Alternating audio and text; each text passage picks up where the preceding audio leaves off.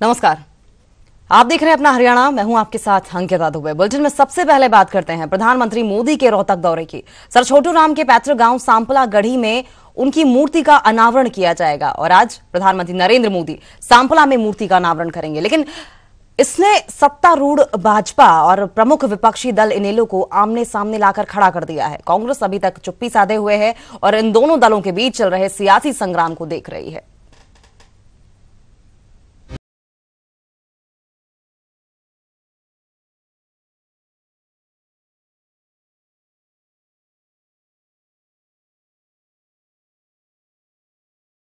प्रदेश में चुनावों से ठीक एक साल पहले जाट वोट बैंक साधने के लिए हर पार्टी अपने आप को चौधरी छोटू राम के विचारों का समर्थक बताने में जुट गई है। इस मामले की अहमियत का अंदाजा इसी बात से लगाया जा सकता है कि खुद प्रधानमंत्री नरेंद्र मोदी इस प्रतिमा का अनावरण करने गढ़ी सांपला पहुंच रहे हैं। इससे पहले मनोहर सरकार के 4 साल पूरे होने पर सीएम 1 नवंबर को करनाल में भाजपा की रैली में आने वाले थे, लेकिन इस मामले पर इनेलो समेत दूसरी पार्टियों के विरोध को देखते हुए इस रैली से पहले ही मूर्ति के अनावरण का कार्यक्रम तय किया गया है। विपक्ष खासकर इनेलो को लग रहा है कि भाजपा इस कार्यक्रम के जरिए अपने से दूर जा रहे जाट समाज को रिझाने की कोशिश कर रही है। ये घड़ियाली आंसू हैं इनके। जब ओम प्रकाश चौटाला पाकिस्तान के अंदर गए थे छोटू राम जी के अवशेषों को या जो भी उनकी निशानियों को लेने के लिए, कोई पार्टी आगे आई थी, कोई साथ गई थी, या बीजेपी साथ गया था या कांग्रेस कोई साथ गई थी? ये सब चुनावी टोटके हैं। अब चुनाव नजदीक है तो ये उसका करवा रहे हैं, अनावरण करा रहे हैं। दरअसल 1 नवंबर 1966 को अस्तित्व में आए हरियाणा में अब तक शायद ही कोई ऐसा चुनाव होगा जिसमें सर छोटू राम का जिक्र ना हुआ हो। किसानों के मसीहा कहे जाने वाले सर छोटू राम की राजनीतिक विरासत को लेकर भी प्रदेश में सियासत होती रही है।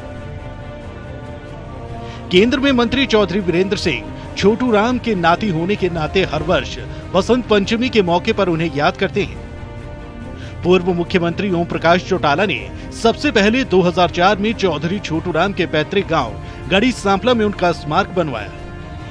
यहां बड़ी रैली करके चौटाला ने छोटू राम की मूर्ति का अनावरण किया और उनकी किताबों, वस्त्रों सहित कई चीजों को इकट्ठा करके संग्रहालय भी बनवाया। चौधरी छोटू राम के नाम पर ताजा विवाद और राजनीति 2016 में उस समय शुरू हुई, जब उनके वारिस के तौर पर चौधरी वीरेंद्र सिंह ने गढ़ी सांपला में उनकी बड़ी मूर्ति लगाने और उसका अनावरण मोदी के हाथों करवाने का ऐलान किया। वीरेंद्र सिंह 64 फुट ऊंची लोहे की मूर्ति लगवा भी चुके हैं, लेकिन पिछले करीब 9 महीने से इसका अनावरण नहीं हुआ है। लेकिन इस बीच यहां चौटाला द्वारा लगाई गई छोटी मूर्ति को हटाकर सांपला के सरकारी कॉलेज में शिफ्ट कर दिया गया। इसी को लेकर इनेलो भाजपा पर हमलावर है, लेकिन सीएम कह रहे हैं कि इस कार्यक्रम में न कोई सियासत है और न ही कोई विवाद। वो प्रतिमा चूंकि कई महीने पहले से बनकर के तैयार थी और लगातार मांग की जा रही थी कि भी उस प्रतिमा का अनावरण करें, और डिले होने के कारण से कोई अच्छा विषय भी नहीं था। अब नवंबर में चूंकि सभी 3 प्रांतों के बड़े प्रांतों के चुनाव एकदम सामने आ रहे हैं, अभी भी हमारा आग्रह है कि नवंबर को भी वो आए। अगर वो आ जाते हैं तो अच्छी बात है, वरना राष्ट्रीय अध्यक्ष जी ने यहाँ किया कि वो स्वयं आएंगे और कार्यक्रम हमारा 1 नवंबर का वो होगा। बेशक 64 फुट ऊंची मूर्ति लगाने का ड्रीम प्रोजेक्ट वीरेंद्र सिंह का है, लेकिन जाट वोट बैंक को साधने की कोशिश भाजपा की पहले दिन से रही है। छोटू राम के पैतृक गांव गढ़ी सांपला का नाम प्रदेश सरकार पहले ही बदलकर सर छोटू राम नगर कर चुकी है। बीजेपी नेताओं का कहना है कि कांग्रेस और इनेलो ने सर छोटू राम का कभी सम्मान नहीं किया। देखिए, इंडियन नेशनल लोकदल हर चीज को, या विपक्ष के लोग हर चीज को जाति के चश्मे से देखते हैं। रहबर आजम दीन बंधु सर चौधरी छोटू राम वह किसी एक जाति से बंधे हुए नहीं थे। वह किसान और कमेरे और मजदूर के मसीहा थे। देखिए, भारतीय जनता पार्टी कभी भी कोई जात पात की राजनीति नहीं करती है। सर छोटू राम जो है, उन्होंने किसानों के लिए जो काम किया है, किसानों के वो जो मसीहा माने जाते हैं, उनकी उस बात को देखते हुए भारतीय जनता पार्टी ने और हमारे केंद्रीय मंत्री चौधरी वीरेंद्र सिंह जी ने उनकी एक बड़ी प्रतिमा जो है वहां लगाई है, जिसका अनावरण जो है आदरणीय प्रधानमंत्री नरेंद्र मोदी जी करने वाले। वहीं इस मामले पर कांग्रेस काफी सधे हुए कदमों से आगे बढ़ रही है। पूर्व सीएम भूपेंद्र सिंह हुड्डा का कहना है कि प्रधानमंत्री कहीं भी कोई कार्यक्रम कर सकते हैं, लेकिन साथ ही ये भी कह दिया कि प्रधानमंत्री जब आए तो प्रदेश को कुछ न कुछ जरूर देकर जाएं। प्रधानमंत्री आपका आ रहे हैं, चौधरी छोटूराम की मुक्त का अनावरण करने के लिए। प्रधानमंत्री हैं देश के, वो कहीं भी जा सकते हैं, अब किसी पाबंदी तो अभी कहेंगे आपका निर्वाचन क्षेत्र मेरा है, लेकिन प्रधानमंत्री आ रहे हैं तो मेरे को उम्मीद है और आशा है कि प्रधानमंत्री कुछ न कुछ हरियाणा के लिए और मेरे निर्वाचन क्षेत्र के लिए सौगात देके जाएंगे। दरअसल हरियाणा में जाट आरक्षण आंदोलन के बाद प्रदेश में जाट वोट बैंक भाजपा से छिटक रहा है। खुद भाजपा के कुछ नेताओं ने भी जाट विरोधी बयानों के चलते इस स्थिति को और गंभीर बना दिया है। इसलिए चुनावों से पहले भाजपा जाट समाज को अपने पक्ष में खड़ा करना चाहती है। हरियाणा की राजनीति पारंपरिक रूप से जाट डोमिनेटेड रही है। प्रदेश की कुल जनसंख्या का करीब 1/4 हिस्सा माने जाने वाले जाट हरियाणा की राजनीति की दिशा बदलने की पूरी क्षमता रखते हैं। इसीलिए लोकसभा और विधानसभा चुनाव से ठीक 1 साल पहले हर पार्टी जाट वोट बैंक को साधने में जुटी है। और अब जबकि प्रधानमंत्री नरेंद्र मोदी हरियाणा में सर छोटू राम की मूर्ति का अनावरण करने आ रहे हैं, तो तमाम विपक्षी दल भाजपा पर सियासत करने का आरोप लगा रहे हैं। चंडीगढ़ से कैमरामैन लालता प्रसाद और नरेंद्र सोनी के साथ मनोज कुमार, न्यूज़ 18 हरियाणा। और चलिए इसी पर और जानकारी लेते हैं। हमारे साथ सहयोगी धीरेन्द्र चौधरी रोहतक से जुड़ गए हैं। धीरेन्द्र, काफी सियासी उठापटक के बाद आखिरकार सर छोटू राम चौधरी की मूर्ति का अनावरण हो रहा है और खुद प्रधानमंत्री नरेंद्र मोदी को आने के लिए मना लिया है सर छोटू राम चौधरी के पोते चौधरी वीरेंद्र सिंह ने और मुख्यमंत्री ने। क्या पूरी जानकारी है, कितने बजे आएंगे, कौन कौन लोग शामिल हो रहे हैं? चौधरी छोटूराम के नाती हैं चौधरी वीरेंद्र सिंह, और इन्होंने काफी अरसे से प्रधानमंत्री नरेंद्र मोदी से बातचीत की थी, क्योंकि कार्यक्रम ये था कि इस प्रतिमा का अनावरण चौधरी वीरेंद्र सिंह ने प्लान बनाया था कि प्रधानमंत्री नरेंद्र मोदी से ही करा जाए। हालांकि समय नहीं मिल पा रहा था, लेकिन पिछले दिनों इंडियन नेशनल लोकदल ने जिस तरह से छोटूराम संग्रहालय में पहुंचकर हंगामा किया था कि पिछले 5-6 महीने से प्रतिमा का अनावरण नहीं हुआ है, इसलिए प्रतिमा का अपमान किया जा रहा है, तो इसके बाद समय दिया प्रधानमंत्री नरेंद्र मोदी ने, और आज उनकी 64 फुट ऊंची प्रतिमा का अनावरण करने के लिए प्रधानमंत्री नरेंद्र मोदी खुद गढ़ी साबला पहुंच रहे हैं, और यहाँ पर तकरीबन 3 बजे के आसपास वो पहुंचेंगे। सबसे पहले प्रतिमा का अनावरण किया जाएगा और उसके बाद चौधरी छोटूराम के जीवन से संबंधित एक लघु फिल्म तकरीबन 8 मिनट की उसकी अवधि है, वो दिखाई जाएगी, और उसके बाद राजीव गांधी स्टेडियम के अंदर एक जनसभा का आयोजन किया गया है, जहां पर प्रधानमंत्री नरेंद्र मोदी लोगों को संबोधित करेंगे। जी धीरेन्द्र, अगर सियासी बयानबाजी की बात कर ली जाए, हालांकि इस मामले पर ज्यादा बयानबाजी हो नहीं रही है, फिलहाल खींचतान नीलो और बीजेपी के बीच में ही मची हुई है, लेकिन एक चीज गौर करने वाली है, कांग्रेस अभी तक चुप है और ये कह के कि अगर मोदी आ रहे हैं तो कम से कम हरियाणा को कुछ देकर जाएं, आग में घी जरूर डाल दिया है। देखिए, अगर जहां तक चौधरी छोटूराम की बात करें तो इस मामले में कोई दो राय नहीं कि कोई भी राजनीतिक पार्टी अपना हाथ जलाना नहीं चाहती। चौधरी छोटूराम का कार्यक्रम है, इसलिए अगर इस पर कोई टिप्पणी करता है तो उसको काफी नुकसान होगा, और सियासी तौर पर कोई भी पार्टी अगर चौधरी छोटूराम को लेकर किसी तरह की कोई टिप्पणी करती है तो शायद वो धरातल से नीचे चली जाएगी, क्योंकि चौधरी छोटूराम का नाम और कद इतना बड़ा है कि हरियाणा की राजनीति ही 2 मुद्दों पर चलती है, एक तो चौधरी छोटूराम और दूसरा SYL का पानी, और इन दोनों मुद्दों से कोई भी पार्टी परहेज नहीं रख सकती, क्योंकि चौधरी छोटूराम की विचारधारा के दावे हर पार्टी कर रही है। और आज जैसे प्रधानमंत्री यहाँ पर आएंगे तो एक शिष्टाचार के नाते रोहतक के जो मेंबर ऑफ पार्लियामेंट है कांग्रेस पार्टी से संबंधित दीपेंद्र सिंह हुड्डा, उनको भी आमंत्रित किया गया है। हालांकि जानकारी जो मिली है उसके मुताबिक वो प्रतिमा अनावरण में तो आएंगे, लेकिन जो जनसभा है उसमें शायद वो मंच साझा नहीं करेंगे, क्योंकि कांग्रेस पार्टी भी मान के चल रही है कि प्रधानमंत्री नरेंद्र मोदी का कार्यक्रम है, अगर कांग्रेस के वर्कर वहां चले गए, किसी तरह की हुटिंग हो गई तो शायद ये कांग्रेस के लिए भी काफी महंगा साबित हो सकता है, क्योंकि चौधरी छोटूराम का कार्यक्रम है, उसमें इस तरह का हंगामा अगर कोई किसी राजनीतिक पार्टी के कार्यकर्ता करते हैं तो काफी मुश्किल हो सकता है कांग्रेस पार्टी के लिए। इसलिए शायद इस मंच से परहेज किया है दीपेंद्र सिंह हुड्डा ने। बहुत बहुत शुक्रिया धीरेन्द्र, आपका। आप नजर बनाए रखें, आगे भी इस पर आपसे अपडेट लेते रहेंगे। तो प्रधानमंत्री मोदी के रोहतक दौरे को लेकर तैयारियां पूरी हैं, मंच सज गया है। क्या कुछ सुरक्षा के इंतजाम किए गए हैं, आप तस्वीरों में देख पा रहे हैं। सर छोटू राम के पैतृक गांव सांपला में ये तमाम तैयारियां की जा रही हैं। लगभग 64 फीट ऊंची मूर्ति का अनावरण किया जाएगा आज।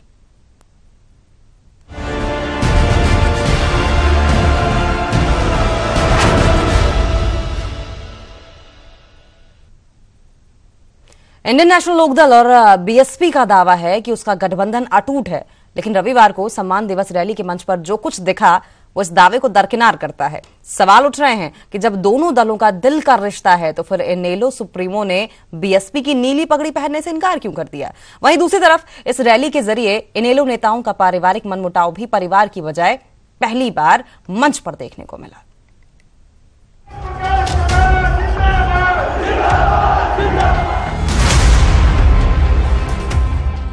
मिशन 2019 के लिए हरियाणा की मुख्य विपक्षी पार्टी इंडियन नेशनल लोकदल ने बहुजन समाज पार्टी से गठबंधन किया है। इनेलो बीएसपी के सहारे 15 साल बाद सूबे की सत्ता पर काबिज होने की कवायद कर रही है। दोनों दल दावा करते नहीं थकते कि उनका गठबंधन अटूट है, लेकिन इनेलो की सम्मान दिवस रैली पर जो नजारा दिखा वो कुछ और ही इशारा कर रहा है। पहले जरा इन तस्वीरों को देखिए।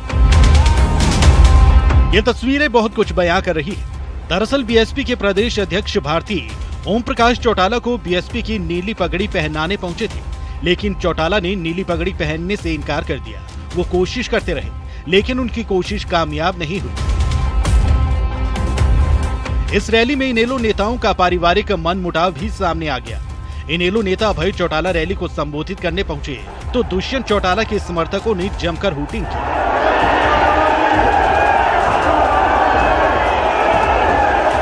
इतना ही नहीं, ओम प्रकाश चौटाला के सामने भी दुष्यंत के समर्थन में नारेबाजी हुई, जिसके बाद इनेलो सुप्रीमो को सख्त तेवर दिखाने पड़े।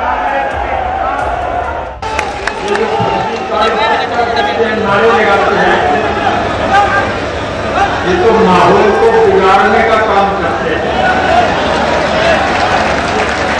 या तो वो सुधर जाए, अन्यथा ये मान के चलो चुनाव से पहले इस प्रकार के लोगों को पार्टी से निकाल के पास।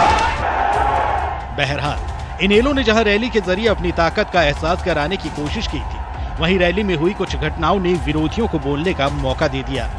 गोहाना से सुनील जिंदल और धीरेन्द्र चौधरी, न्यूज़ 18 हरियाणा। अम्बाला में युवती पर एसिड अटैक के मामले में पुलिस ने 2 आरोपियों को गिरफ्तार कर लिया है। हालांकि मामले का मुख्य साजिशकर्ता अभी भी पुलिस गिरफ्त से बाहर है। बीते 4 अक्टूबर को 2 बाइक सवार बदमाशों ने शहर के सेक्टर 7 में एक युवती के चेहरे पर तेजाब फेंक दिया था।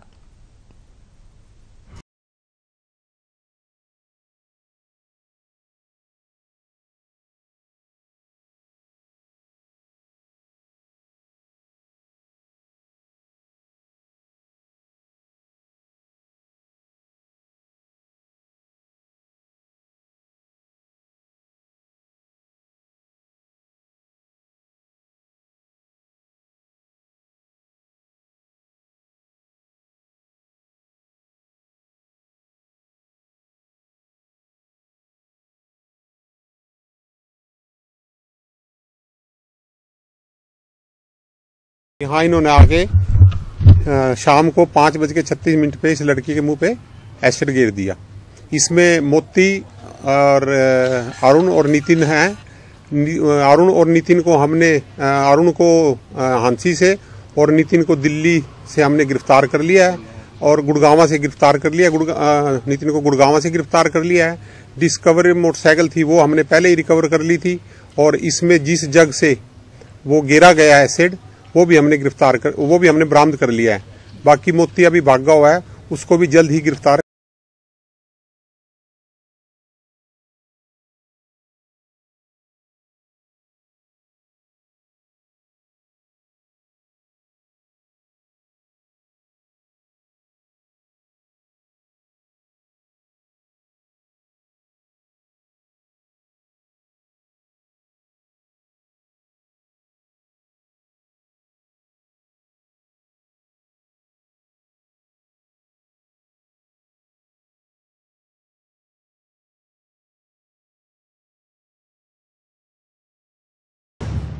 बुआ के ननद के लड़के ने ये अटैक किया था, उसका नाम मोती है।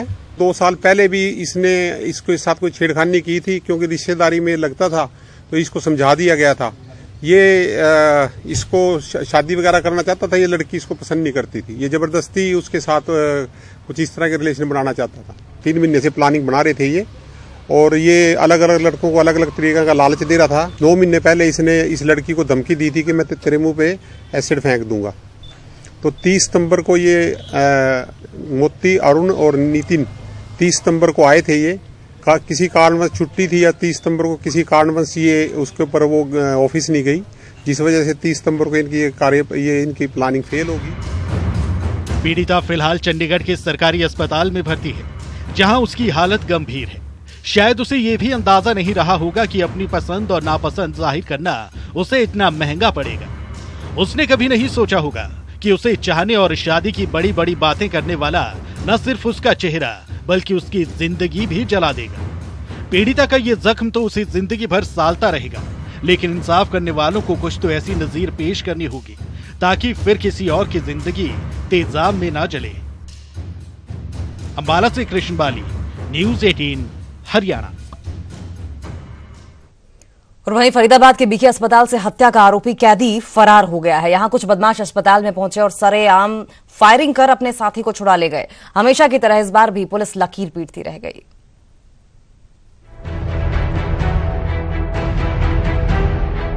ये तस्वीरें एक बार फिर हरियाणा पुलिस को सवालों में खड़ा कर रही हैं। तस्वीरें फरीदाबाद के बीके अस्पताल की हैं, जहां दिन दहाड़े कुछ बदमाश पहुंचते हैं और अस्पताल में फायरिंग कर अपने साथी को पुलिस की गिरफ्त से छुड़ाकर फरार हो जाते हैं। अस्पताल में हुई फायरिंग के दौरान एक मरीज गोली लगने से घायल हो गया। बेखौफ बदमाशों के अपने साथी को छुड़ाकर फरार होने का ये पूरा वाकया सीसीटीवी में कैद हो जाता है, जिसमें आगे आगे बदमाश और पीछे पीछे पुलिस वाला भागता हुआ नजर आता है। इस दौरान बदमाश हवाई फायर भी करता है। गनीमत इतनी रही कि अंधाधुंध हवाई फायरिंग में किसी की जान नहीं गई, लेकिन दिन दहाड़े हुई ये वारदात पुलिस पर तो सवाल उठाती ही है। अस्पताल में मरीजों और डॉक्टरों की सुरक्षा भी सवालों में है। जेल से जो है कुछ कैदी जो है डेंटल विभाग में दिखाने आए थे, तो उनमें से जो है किसी को जिस तरह छुड़ा के लेके गए और चलते चलते जिसको गोली लगी है, ये तो किसी और केस से आया हुआ था पोस्टमार्टम के लिए।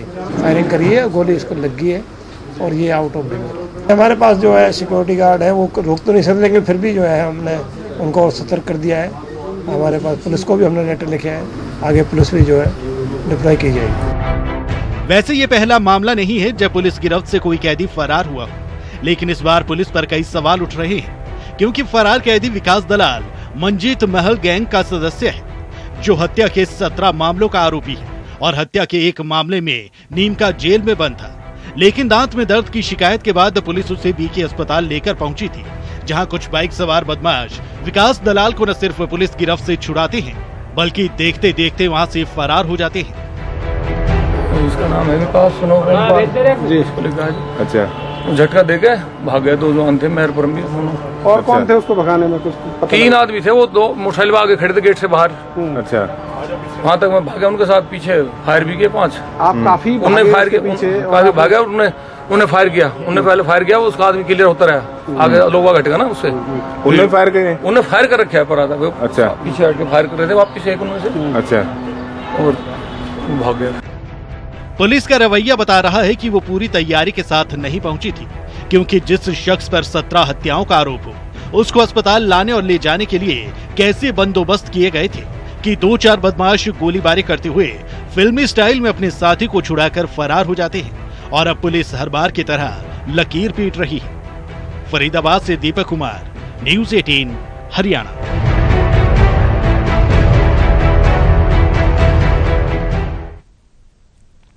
और इधर रेवाड़ी में बाइक सवार 3 बदमाशों ने एक महिला को अगवा करने की कोशिश की। वहीं विरोध करने पर बदमाशों ने चाकू से महिला पर वार किया। हमले के बाद सभी आरोपी फरार हो गए। महिला ने एक आरोपी की पहचान कर ली है। महिला के मुताबिक कुछ दिनों पहले भी उसके साथ छेड़छाड़ की कोशिश हुई थी। मैं दवाई लेके आ रही थी और रास्ते में इन लोगों ने मोटरसाइकिल आड़ी कर ली, रोक ली। 3 लड़के थे और फिर इन्होंने मेरे साथ छेड़छाड़ करी, मारपीट करी है इन्होंने मेरे साथ। और फिर मैंने अपने बचाव के चक्कर में उन्हें भी छेड़ मारा, थोड़ा एक थप्पड़ तो मारा और उन्होंने फिर मुझे उठाने की कोशिश करी। वहीं गोहाना के गंगाना के रहने वाले 19 साल के युवक दीपक को लिफ्ट देना महंगा पड़ गया। लिफ्ट लेने के बहाने 2 युवकों ने दीपक की बाइक को रुकवाकर उसे गोली मार दी। दीपक को गंभीर हालत में खानपुर गांव में स्थित पीजीआई में भर्ती करवाया गया था, जहां इलाज के दौरान उसकी मौत हो गई। वहीं पुलिस ने इस मामले में अज्ञात के खिलाफ हत्या का मामला दर्ज कर शव को पोस्टमार्टम के लिए भेज दिया है और उसके बाद परिजनों के हवाले कर दिया और आरोपियों की तलाश शुरू कर दी है। नाम था वैसा भी काम राम मेर का लड़का है ये पानीपत एक प्राइवेट फैक्ट्री में काम करता था और गांव में आ रहा था शाम को 8:30 बजे के करीब। पाथरी जो माता का मंदिर है वहां से 3 आदमियों ने लिफ्ट मांगी उनसे, तो उसने वो बैठा लिया उनको। बैठाने के बाद वो ऐसरा कला गांव है, वहां से हमारे गांव में सड़क जाती है। वहां जाने के बाद वो बोले हमारे को बिचपीड़ी छोड़ गया, तो उसके मना करने पर उन्होंने उसके साथ हाथापाई की और उसके पेट में गोली मार दी। जो बच्चे 2 बेटे साथ में इसके जब ऐचरा कला गांव पहुंचे, ऐचरा गांव कला के सरपाबाद मोड़ पर उन लड़कों की और दीपक की किसी बात पर कहा सुनी हुई। उस बात पर अननोन लड़कों ने दीपक के गोली मार दी। 9 व्यक्तियों के खिलाफ मुकदमा नंबर क्या नाम है अपने 574 डेटेड 22/307 का मुकदमा। नारायणगढ़ के बरौली गांव में 5 हमलावरों ने 2 महिलाओं पर फायरिंग कर दी। हमले में महिलाएं गंभीर रूप से घायल हो गईं, जिनका इलाज पंचकुला के सिविल अस्पताल में चल रहा है। घायल महिला का कहना है कि उनकी किसी से रंजिश नहीं थी।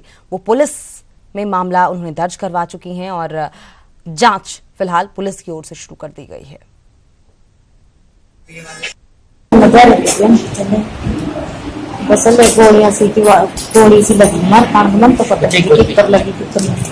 किसने मारी कोई पता लगा? 4 आदमी आज पकड़ लिया जी।